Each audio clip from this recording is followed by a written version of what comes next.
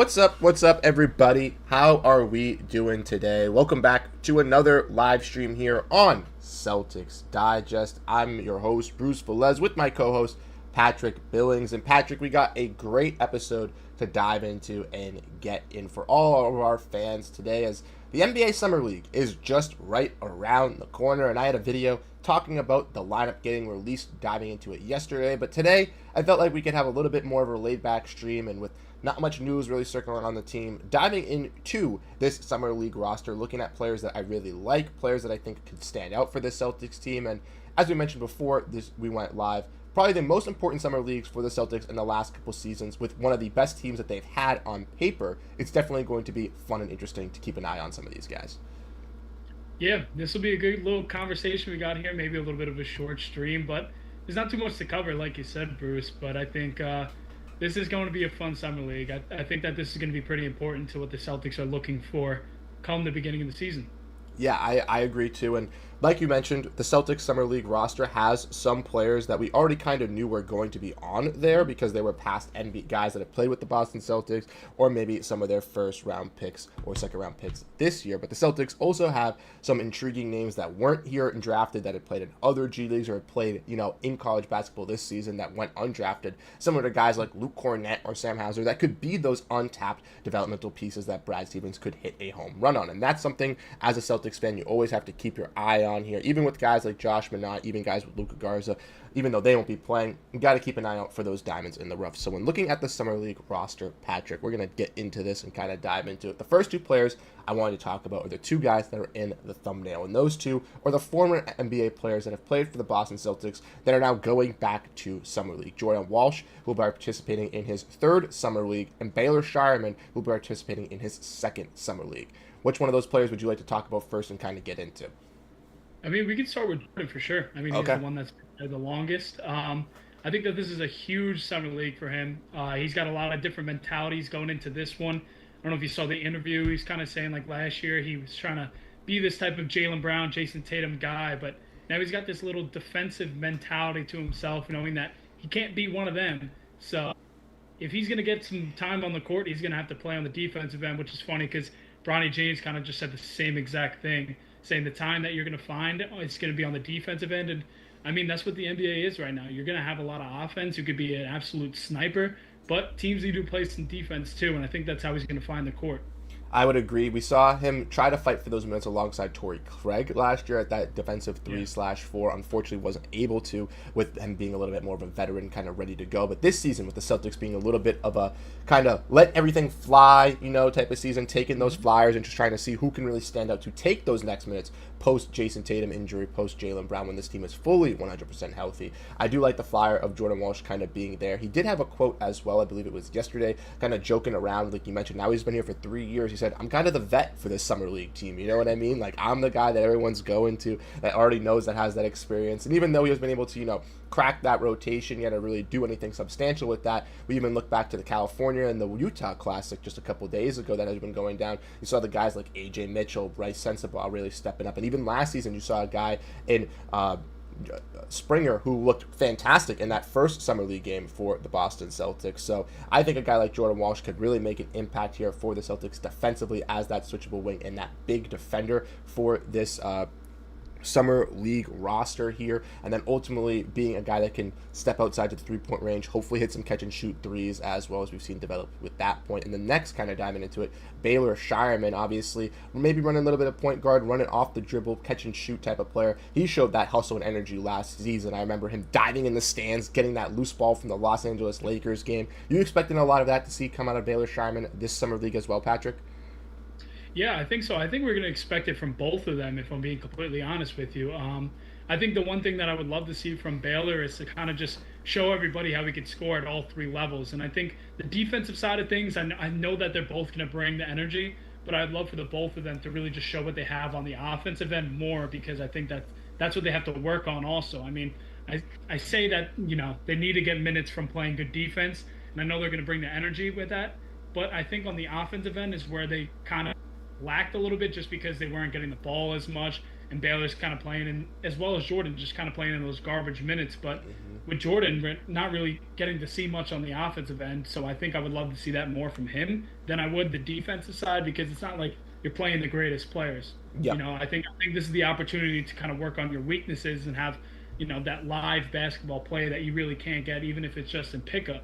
But I think with Baylor, I think the one thing is just scoring at all three levels and just showing the type of passer he could be as well. Because I think that I would love to see him play a little bit of point guard and kind of handle the ball and just show everybody what he did at Creighton for a couple of years. So I think that with him, the three-level scoring and as a passer, I would love to see more. Yeah, I would agree with you on the Baylor Scheierman stuff here. We saw him play a little bit of point guard at Creighton from watching him those past couple seasons in the Big East, and we can see that translating to the Celtics. This year, he didn't really get that opportunity with obviously playing alongside Peyton Pritchard, was a little bit more of creating his own shot and stuff like that, and played in only garbage time minutes, similar to a guy in Jordan Walsh. But like you mentioned, going up against some of this weaker competition here in Summer League, hopefully those guys are able to expand themselves offensively and kind of let that leash loose to kind of take control for this Boston Celtics team and really showing them we are NBA players. We're a step above this type of situation, and we're here to just all go out and just hopefully be able to make some of our other guys around us look a lot better. You also mentioned how they kind of only get minutes in garbage time, and as we know from playing basketball, if you only get in a couple shots here and there, and you're kind of a low-end bench rotation piece on a team in any form of basketball, NBA, rec league, you don't get a lot of opportunity, right? So for those guys, obviously, I think this summer league here is to give them that opportunity, and this season's going to kind of at least give them that opportunity as well to kind of unleash, show what they can bring on both sides of the floor. And for Baylor Scheierman, like you mentioned, hopefully can be that three-level scorer for this Celtics team. Love to see him be that playmaker. And we'll mention another guy that's taken some playmaking skills as well so far with the Celtics in some of these clips, and who knows, maybe he'll be that other playmaker alongside Baylor Scheierman coming into this summer league. But him and Jordan Walsh, those two guys, I think are very key to keep an eye on. That leads us to the next guy, who I've just mentioned, Hugo Gonzalez, the first-round pick from Real Madrid. We do know that he will be coming to Summer League. There were some questions if he would when he was drafted, but now he will be coming to Summer League. He's already looked some great in some clips with he's been able to play make with the ball, get some nice passes. So what do you think about Hugo? What are you really excited about for him? Well, I love how the coach is already talking so highly of him, kind of just talking about how he's already a pro's pro. He's only 19 years old. He doesn't even have a driver's license. He's been walking around the streets of Boston. People are recognizing him, congratulating him, bringing him into the city, so that's a good sign. But they're also saying that he's just a very smooth player, which is kind of what you could expect from someone that's been a pro at Real Madrid over in Europe for 10 years now, played since he was 9. So I think that, a lot of people weren't too happy with the pick. I know we definitely weren't off rip. But when you look at some of the tape and some of the things that he could do, I think he could bring some fun to the Celtics and be a really good playmaker. Like you said, he's got that smooth type of play, and I think that's something that the Celtics can need. Maybe play a little bit slower and just have a good pace to their game, kind of just bring something different to this team this year. Yeah, I remember when he was drafted, the main thing that Brad Stevens said was, we love his off-ball cutting. We love how he can get to the basket. We love how he can kind of work that type of style of play. And we've seen teams like the Pacers and the Thunder kind of go through that with themselves, and that's kind of the new form and version. And me and you have kind of talked about, even last week when talking about Josh Minott and Jaylen Brown, maybe they go away from that three-point centric offense run with Jayson Tatum being out and focus more on a downhill aggressive type of movement where they are attacking the basket and being more relentless at the rim. And I think we could see that kind of translate that with a guy in Hugo Gonzalez being a part of that rotation, cutting to the basket, being that guy kind of like Sam Hauser, like you mentioned, was learning to do those cuts, learning to get to the basket, not focusing just on the three-point shot. And I think Hugo can do that, but not only just that, but if he could get those on-ball skills like they've been showing us in these clips recently, I think that will be key as well. Getting some playmaking alongside of him and to help a guy in Baylor Scheierman, because Scheierman, like you mentioned, can play and be a solid playmaker, but off-ball, catch and shoot, he's going to be very valuable in creating his own opportunities, and having a guy like Hugo alongside of him, especially in a pretty solid size as well with his long wingspan, stuff like that, I think would be very solid. Yeah, I think I kind of like that take too, to kind of switch up how the Celtics can play next year instead of kind of being that massive three-point shooting team. Maybe they just turn into one of those aggressive, annoying teams that you don't want to play, like a Pacers or the Magic. The Magic, definitely not good three-point shooting team, but they were able to, bearing all the injuries, still able to stick in there, get to a playoff berth, even with all their age, but again, just playing some hard-nosed basketball. And I think that could be like something fun that the Celtics could bring this year with all the downfall of just no Kristaps Porziņģis, no Jrue, no Tatum, and there's not really too many shooters from there at that point. So I think that maybe do they take a little bit of a switch on the offensive end and just play that downhill ball, like you said, be more aggressive on defense and just be really obnoxious. I think that's something to think about. I would actually be interested to see them switch if Mazzulla ends up doing that. But Yeah. I mean, he's a psychopath, so I mean, I'm sure that he's down to play some basketball like that.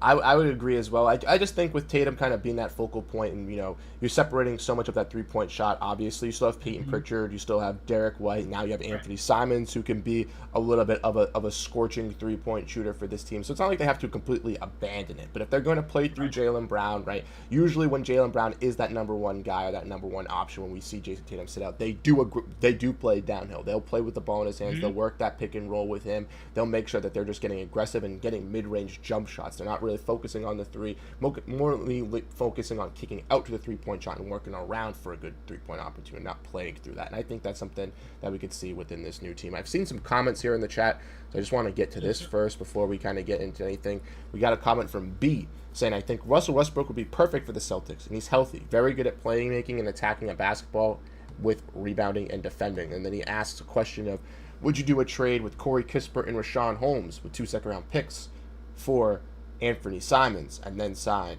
Russell Westbrook? Now, I think for the Celtics to do this, that would put them over the salary cap, so I don't know how that would be possible. I think they'd have to waive or trade some more players to do so, because at the moment they do have 15 guys, and with trading away Simons and bringing in 3 new guys, that would make them at 18. But I don't mind the trade itself, Simons for Kispert and Rashawn Holmes. Rashawn Holmes is just a salary-filling veteran center, makes $12 million. Kispert, pretty solid 3-and-D scorer on the wing. He gets 2 second-round picks. But once again, just with the Celtics having too many salary spots, I don't know if this is necessarily going to be possible. Yeah, I think with exactly what we were talking about, I think Russell Westbrook would fit that perfectly. Just that downhill ball, just aggressiveness. I think that could definitely be a fun thing to think about. But like you said, with too many roster spots, I mean, the Celtics are in a tough situation. But I do like Rashawn Holmes. I don't think he's had too much opportunity in the last couple of seasons. He was playing pretty well with the Kings one season, and then after that, they kind of just got rid of him and kind of fell off a little bit. And I don't mind that, though. I mean, needed center. Yeah, I was gonna say it's not the most ideal center. I would say no. He's definitely not worth the $12 million I think he's getting paid at the moment either. But a guy like Rashawn Holmes, if you're the Boston Celtics and you have Namish Keita, Xavier Tillman, Luka Garza, who Brad Stevens just said yesterday are going to be playing a center room by committee. Maybe going out and getting a guy like Rashawn Holmes to add to that committee wouldn't be the worst. Might not be a bad idea. Exactly. Might not be a bad idea.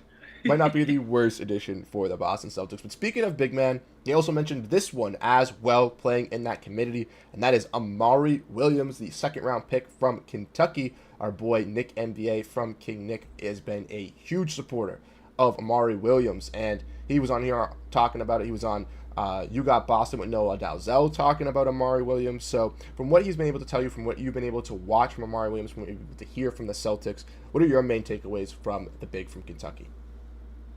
Yeah, I think his passing is definitely one of the biggest talks around Amari Williams. And I think that just brings a whole different game to the Celtics as well. And I think that's something that fits in with that Mazzulla ball, kind of space out the floor and maybe those backdoor cuts going downhill, giving them a lot more opportunity for some more baskets in the paint, like we were just talking about. So I think that gives them a huge opportunity. But again, the one thing that is always just sitting in my mind is if, even though with what's going on this season, is Joe Mazzulla going to play his rookies as they should be?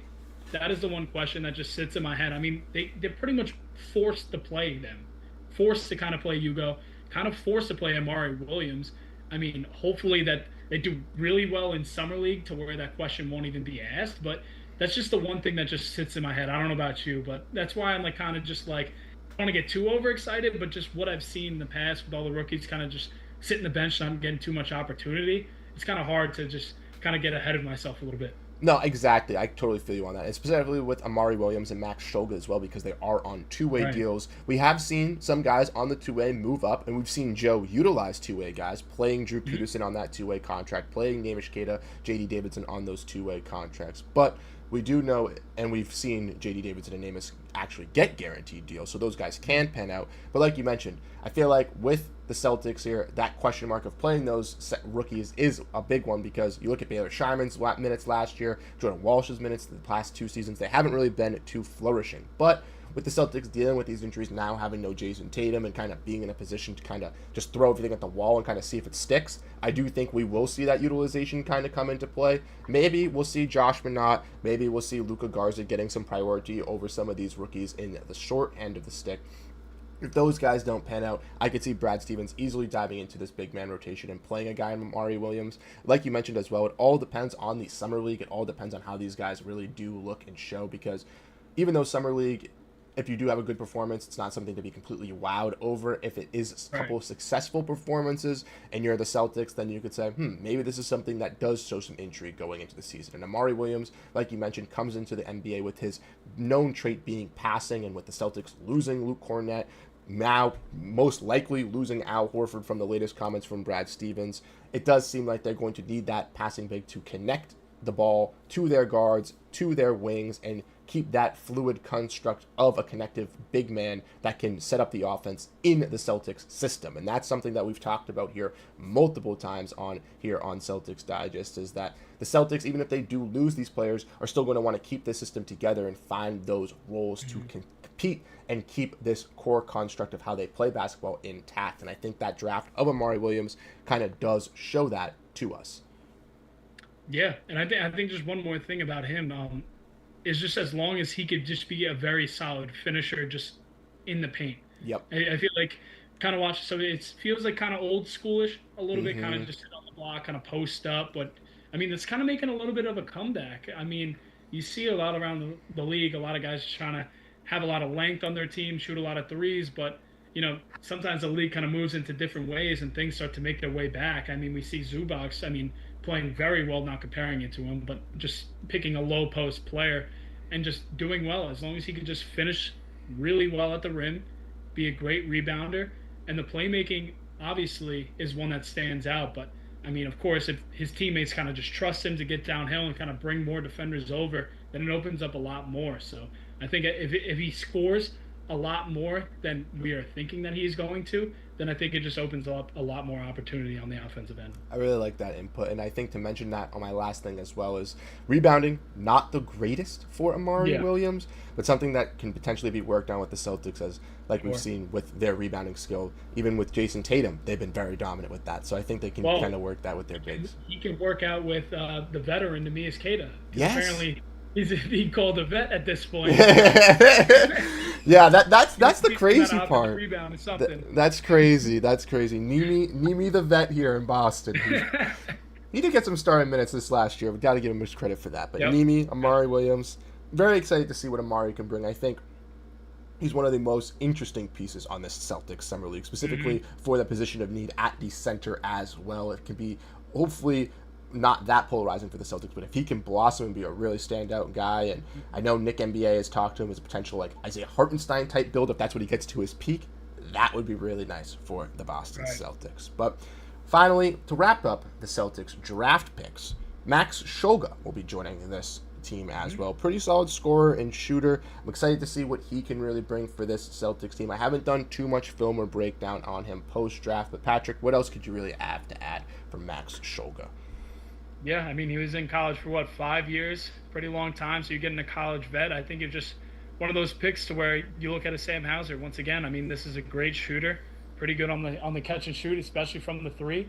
So if you're kind of looking for someone to just fill into that role, this is what you're getting. And I don't think that we're going to see him too much this season, especially on the two-way. We didn't see Sam Hauser too much either in the beginning of his career. So kind of the same career path I'm kind of feeling out here. All right. He also does have he also played with Neemias Queta at Utah State, so they have some connection there as well. Maybe it wasn't the Ryan Kalkbrenner Baylor Scheierman connection we were all looking for, but we did get a college connection from Brad Stevens coming in, which is very nice to see. And then the Celtics are bringing Miles Norris as well. Their late two-way addition in the season when they waived Anton Watson. They now bring Miles Norris. He was initially pronounced to be like 6'7", but then he looks like increasingly bigger than that. He looks like he could be like 6'10". Pretty solid wing on the offensive side here. I think he's going to be looking to be one of those lethal shooters or scorers for this Celtics team. What's your kind of intel on Miles Norris going into this? Yeah, I mean, he's another just lengthy defender, kind of just looking at the same thing that Jordan Walsh is trying to do. And I think that they're going to be battling out for a spot. I mean, regardless of him being on the two-way and Walsh being signed to that guaranteed deal, I think that they're going to be playing the same exact type of basketball. So I think that's the one thing to look at. I mean, we haven't been able to see Norris too much other than knowing that he was Peyton Pritchard's teammate in college. You know, it seems like they're just bringing in all these college teammates together. But, yeah, I don't know what he could bring to the table long term for the Celtics. But, I mean, he stuck around with the team, you know, all the way to the end, kind of just getting his opportunity. And maybe he'll even start in the Summer League. I wouldn't doubt it just because he's a vet. We're going to put that in the quotes. A vet with the Celtics, obviously he was there with them last season. So I think they're just looking at a couple long 3-and-D type of guys, and I think that's just what he's going to bring for them. I don't know how much opportunity he's going to get during the season, but this is his opportunity now in the Summer League to see if he can beat out Jordan Walsh a little bit. And these guys that play in the Summer League too, like some of them, it's just like an opportunity to play for Maine as well, which is very intriguing and enticing because we've seen with the Maine Celtics these past 2 seasons, being in the championship, last year being deep in the playoffs. They're a successful team, and like I've mentioned multiple times, if you have success in this Celtics organization, there's the possibility that you do develop into a piece like a Sam Hauser or a Luke Cornett, right? And that's what you can kind of send to these guys, even if it's not a Sam Hauser or Luke Cornett, even if it's the J.D. Davidson, even if it's the Neemias Queta, you can send that message to guys that you can come in here, be on a 2-way contract, work yourself hard, work your way up to a non-guaranteed deal, and then keep that contract and stick with this team. And even though you still have to compete and still fight your way up that depth chart, you at least are gifted that opportunity. I think for a lot of those players, that also is something nice to see coming into Boston, is not that they just take these guys in, use them, and then just let them go and bring in new guys every single year. They actually invest into their young product and want to keep it and stabilize it if they see some progress in some of these guys. Yeah, and I think one of those guys would be Kenneth Lofton, right? Yep. I think he's looking back for an opportunity to get in the NBA. I think he's extremely talented. I've talked about him before, and I'll talk about him again and again. I think he could bring some spacing to the Celtics as well. He is a humongous body. Yep. He was playing well over in China. I mean, he was playing well when he had some opportunity in the NBA and kind of just fell out of opportunity, to be honest. Teams kind of just lost some faith in him. But I think that he's a great player, and I would love to see him and Amari kind of go back and forth a little bit, kind of having a little bit of a same play style. But Kenneth Lofton is a really big body. He's very hard to stop in the post, and he's got some great touch. He can shoot the 3 a little bit. I think that he's going to be someone fun to watch. If there were to be one person to watch for Summer League, it's Kenneth Lofton. I would agree, and I think that was a perfect transition. He was going to be the next guy I brought up, and he, like you mentioned, is the most intriguing piece, I think, outside of the guys on the Celtics team that we know of, that we've heard of. Kenneth Lofton is that one, because he's had success with the Grizzlies over a couple seasons ago. Then he went and played with the Philadelphia 76ers, but was very, very impactful for the Delaware Bluecoats. I think he was on their championship-winning team a couple seasons ago, which just goes to show you that this man, even when he was traded and moved to different locations and had to get relegated and stuff, he was still being an impactful piece for those squads. And even if it is just for the Maine Celtics, Kenneth Lofton being one of those guys, that is totally fine. But like we mentioned, with the Celtics having a little bit of a weird center court at this moment, playing that committee, right, bringing in a guy that has some familiarity across the league and now obviously overseas in China, and Kenneth Lofton, I think that's a nice, intriguing piece to bring in. You also want to look and discuss some other guys here. There are 3 other players that we can kind of get into. 2 of them I have a little bit more familiarity with, but Isaiah Wong, Kendall Brown, and Jalen Bridges. All 3 of these players have played in the NBA at some point, even if it was the G League. Isaiah Wong played with the Indiana Pacers after leading the Miami Hurricanes to that Final Four title, or Final Four run that was, very, very fun to watch. Incredible offensive talent. Can shoot the lights out of the ball. Going to be very interesting to see how he can fit onto the Celtics offense, or potentially even into the Maine Celtics, because he's had runs with the Charlotte Hornets, with the Pacers, even on the Valley Suns G League last year, which was very enticing. Jalen Bridges, like I mentioned, a former teammate of Isaiah Wong and that Valley Suns team. He played with the Valley Suns this year on a two-way contract, but was not brought back to the Suns roster. A lot of Suns fans were confused, questioned that, because they thought a guy like Jalen Bridges could have been one of those Namus Keita or J.D. Davidson players for their roster to stick on a two-way and potentially turn out. But Bridges has a lot of offensive talent on the wing and can provide to be someone that could be solid. And then also Kendall Brown, who played with the Indiana Pacers as well, a little bit more of a defensive piece. But those three guys all have had time, even if it's just, smaller minutes on the end of benches in the NBA, and are competing to be either brought back into that situation with the Boston Celtics or on a two-way / G League contract to try to fight their way back into this fight. Yeah, I think out of those three, I think Isaiah Wong is the most interesting to me. I loved watching him play at Miami. I mean, he absolutely ran that offense. He was totally just ran them to that Final Four run, especially with Norchad Omier. He was also on that team as well. I mean, he had a great setter. He was a great setter, great rebounder. I mean, if you have that, I mean, he's got Amari Williams and Kenneth Lofton now, so let's see how he works with that. But again, he could kind of score at all three levels. He's a tough player. I think, was he with Cleveland also? I think Isaiah Wong was with Cleveland. Was he? I don't know. For some reason, I'm feeling Cleveland, but that's besides the point.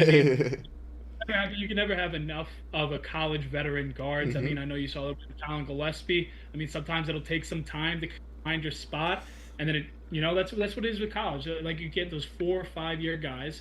Sometimes it'll take some time for them to develop, but at that 4 to 5 year point, they're ready and at the top of the level that they need to be. And I'm not saying Colin Gillespie is at the top of the level. Becoming like a great role player and somebody that can fill in a role and that you can rely on him. And I think that's something that you could see with a guy like Isaiah Wong. I really like that comparison for Isaiah Wong, because CG, man, over in Denver, he looked good, and I don't know why they didn't bring him back. And then he went, and then he was balling in their G League. Similar with Isaiah Wong, like I think for the Valley Suns in their summer league last year, he had like a 15-20 point game, and I was just like, oh, okay, like I know you can do this from Indiana, I know you can do this from Charlotte, and then he just wasn't brought to the Valley Suns, and I was kind of like, why? Like, what? Like, is it just because he's all offense? I don't know, but for a team like Brad Stevens that likes those offensive scorers and kind of guys that create their own shot, maybe a guy like Isaiah Wong kind of be that, compared to last season to where we really only had like Lonnie Walker as the main piece, and losing Svi and losing O'Shea and stuff as like the smaller pieces. This is definitely more intriguing and more interesting to kind of see some of these guys, and who knows, maybe we can see some Isaiah Wong, Kenneth Lofton, PNR cooking up in the summer league. I mean, hold on, you brought up Lonnie Walker. I would have loved to have Lonnie Walker back on the roster. I would have loved him. I thought he was going to do great, but I mean, damn. But yeah, I mean, I think there's a lot of variety if we're looking at the roster up and down. There's a lot of guys, a couple of guys, like a handful that are doing the same kind of things, and I think they're going to be fighting for each other for minutes. But I mean, I hope all of them could just get some play time just to see what we're working with a little bit. But, enough to where they can kind of get into some offensive flow, because if you're just sitting on the bench for so damn long, you're not going to get anything. You're just going to have some dead legs after sitting for 30 minutes. It's like, all right, go and give me 10. Like, no, can't give you 10. Yeah.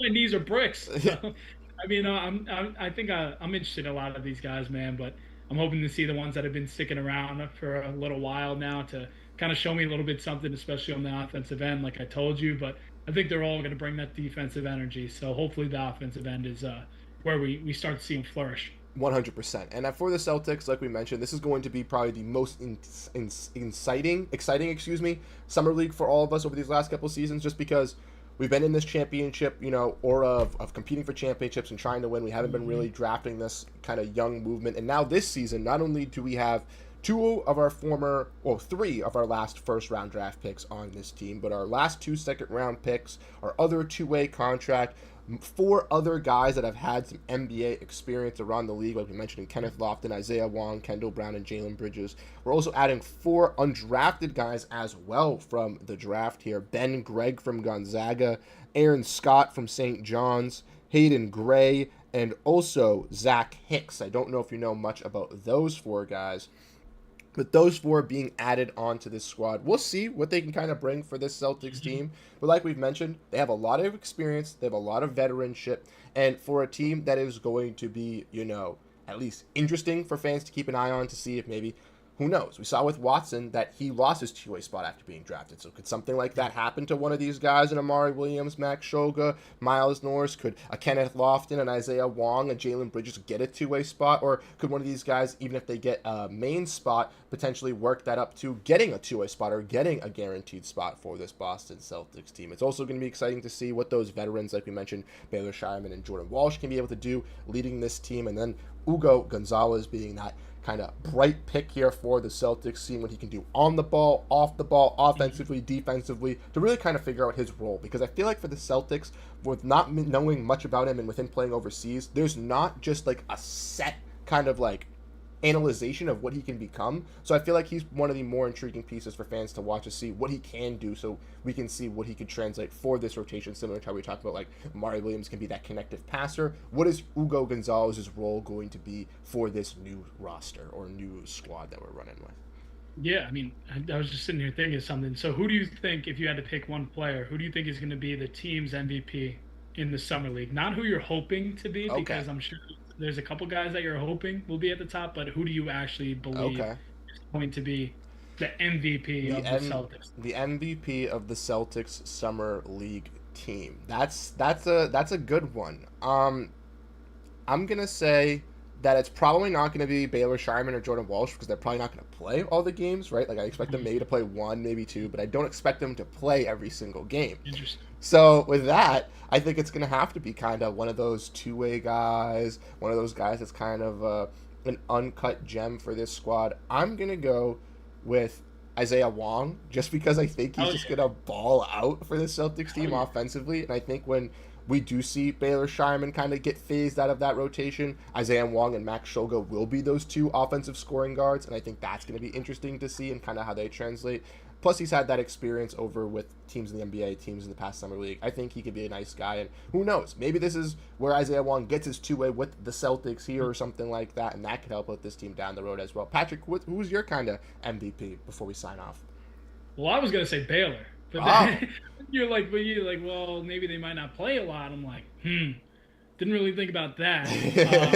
But I mean, if he does get the opportunity, at least play 4 games, I think that he'll stand out enough to where he could be that guy who will be the team's Summer League MVP. Just because I think he's going to show everything that he's got on the offensive end, and he's truly impressive. Like, I've backed him up so much, I feel like, on this channel, because I don't think people actually understand how good he was in college and how much that can translate into the NBA. So I know what he can bring to the table. He just needs the minutes, but just showing it that he could do it on the court in Summer League is a perfect opportunity. But give me Kenneth Walton. That was the other one I was deciding. I was deciding between him, Amari Williams, and Isaiah Wong. Those were the three. When you asked me the question, I was kind of like, I don't really know. But Kenneth Lofton, like we mentioned, I think honestly has more NBA experience than Isaiah Wong, so that would be very intriguing to see. But the hope would be Ugo. I think the hope would be Ugo. Yes. That's why I said not hope. The hope would be Ugo, seeing him kind of transform and being this exemplary pick that many draft experts have said could be for the Boston Celtics, and if Brad Stevens can really strike on this pick, because a lot of people, like you mentioned, because Walsh, because Scheierman haven't been given those opportunities, because the Celtics have been in competition, a lot of people, we could have done better at this pick. We could have done better at this pick. Meanwhile, Brad Stevens is picking at pick 28, pick 30. It's not like he's getting the cream of the crop picks. But besides that fact, I think if Ugo can showcase that he can be a step above maybe those guys, or at least on that tier of those guys coming into this rookie season, then that will make fans feel a little bit more comfortable about Brad Stevens and how and his selection and his draftability, even though he hasn't showed us that he hasn't been a bad drafter, as he's been casted with terrible picks because the Celtics have been so good with his other moves that this has just kind of been the other process here. But we got some questions revolving around Bol Bol. Celtics should go sign on Bol. Patrick, we already went over how the Celtics have 15 guys on the roster, so to get Bol, they'd have to cut someone, wave someone. Would you do that? Down. You're down to bring him back? I love Bol. I love Bol. I think that if he gets the opportunity, I think that he could be great. I mean, Shaq says it all the time. I mean, if we look at the per 36, I mean, what's the difference between him and Wemby? Just a minute. No, but I think if they actually had the roster spot and actually wanted to give him the opportunity, I think that it could be the perfect opportunity for him, especially with the offense that they run. I mean, he could just be kind of have that KP type of style, Yep. right? I mean, Yep. to where he could stretch the floor. I mean, he's just lengthy. I'm not saying he's going to be that, but I think that's something to compare it to because, again, he could stretch at the 3-point line. I mean, he could play some damn good defense because of how long he is. I mean, you saw some Bol. So Yeah, I I did mean, see some Bol this season. I will say that I was one of the bigger Bol guys over on in the Suns media space, just because I felt like it was kind of unfair that he wasn't getting an opportunity, right? Like I'm always in the boat where you got to give these guys that light of shining, and specifically unless you're the Celtics and you're kind of in like this, if you're on a 10-game win streak, there's no reason to be like, oh, we gotta utilize some of our young guys, right? Like obviously keep doing that. But if you're the Suns, we all know how the Suns season went this year with all the injuries and stuff like that. There should be no question on why Bol shouldn't be gifted that opportunity, right? And he was when Kevin Durant went out, and he looked pretty solid offensively for them. Like you mentioned, I think he can kind of fill in as that 3-point shooter. He could probably play that bench 4, kind of tweener in between the 5. The one problem with Bol is obviously his frame. He's a little bit skinnier, so it's a little bit harder for him to kind of get up and down the court. Not only just that, like be able to kind of stay in front of guys, so you kind of have to have that defensive beast behind him, which would be a little bit troubling for the Celtics. But like you mentioned, if there's any team that's going to take a flyer on a guy like Bol who could be that type of guy, similar to how they did with Luka Garza and Josh Bernat, the Celtics are that team to do so. So I wouldn't be mad if they necessarily went and got Bol. My only question is like, who do you get rid of? Like, do you get rid of a J.D. Davidson? Right. Are you getting rid of a Xavier Tillman to get a Bol? That's the real question. And then Eskendi has, when is the start of Boston rookie games? And I think that means the Summer League. So Summer League does start on Friday, ladies and gentlemen, just in 2 days. The Celtics will be taking on the Memphis Grizzlies in their first game. That's the only game that I know off the top of my head that they are playing. But it is on Friday at 4 p.m. on NBC Sports Boston and NBA TV. Patrick and I will not be doing technically a post-game reaction type videos like that, but we're still going to go over the Summer League game for you guys and kind of go over what really stood out to us, what really didn't stand out to us, what things need to be improved on if needed to, what things don't need to be improved on, and kind of just going over the game as general, not to be like something this is crazy or anything, because we all know how Summer League is, unfortunately. Even if a guy pans out and has a good game, we all saw Springer have last season, we all know that can't translate sometimes into the NBA. So that's something we need to keep an eye on with this Celtics team. We need a lottery pick this year. I don't know if that's going to be possible. I don't know if the Celtics are going towards that. I think they're still going to be a top 8 seed in the East. But Patrick went over the Summer League teams. Anything else you want to go over with the Celtics fans today? I mean, we know kind of Al Horford is on his way out for the Celtics, potentially coming from Brad Stevens. Any more updates revolving around the team we will have, but like we said earlier, it's just been a little bit slower with the news, and now we're kind of getting into the Summer League, so I think this is what the priority of the content's going to be for the foreseeable future. Yeah, I think anything that I'll say to any of the fans, I mean, just hang in there. I promise you, everything's going to be okay. Yes. Like, Summer League is actually going to be worth watching because there's going to be a decent amount of guys that might be seeing some playing time on the court this year.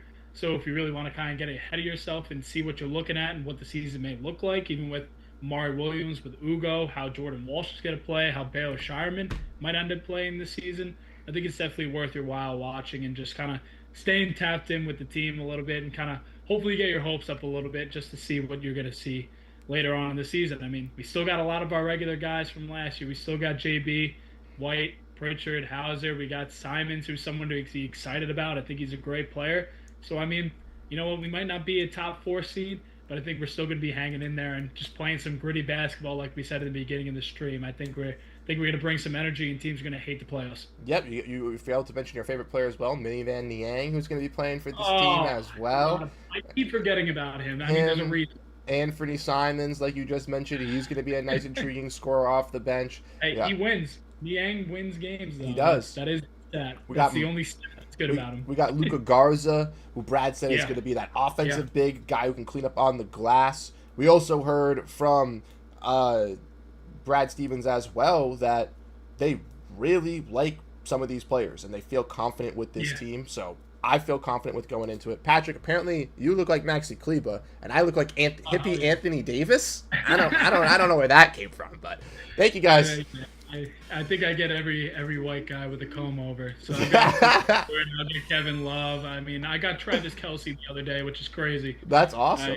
I mean, hey, I mean, I'll take it. Yeah, you gotta take it when it comes 100%. But you're also that enforcer from the Bruins as well. So yeah, right. But once again, one last question before we sign off, because we got this from Justin Chase before we sign off here. What about JD Davison? Is this game ever going to translate to the NBA? A little bit of a tougher for JD. Yeah. Stop talking like we try to compete.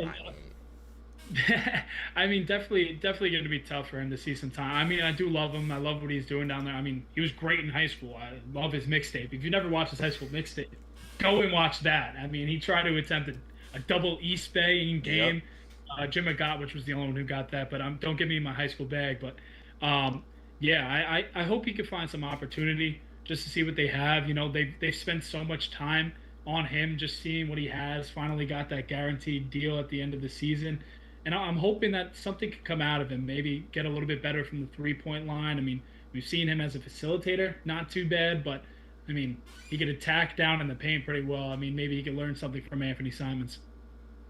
I agree. And I think for Davidson, you got to kind of keep an eye out on how he can work as a playmaker within this Celtics team, because he's notoriously known for being in the G League for leading so many stats. I think it's steals, assists, points, all this stuff for the Celtics. And I think his downhill aggressiveness, like you mentioned, can translate to the Boston Celtics on the offensive side, but he needs to work on some other things as well. And I think that passing and kind of trying to be another playmaker for this Celtics rotation could boost that opportunity for him alongside his effectiveness on the defensive end. So I'm very excited to break down the Celtics team, get hyped into the offseason with Summer League right around the corner. And I know you are too, Patrick. So Friday, we will have a video coming out for you guys regarding the Summer League, going over what's going on, what's happening, and who's really standing out for this Celtics team. So if you want to make sure you stay up to date on everything, make sure to continue to hit that subscribe button, because you guys have been absolutely fantastic. We recently just hit our goal of 7,000 subscribers just over the weekend, so we really do appreciate all the love and support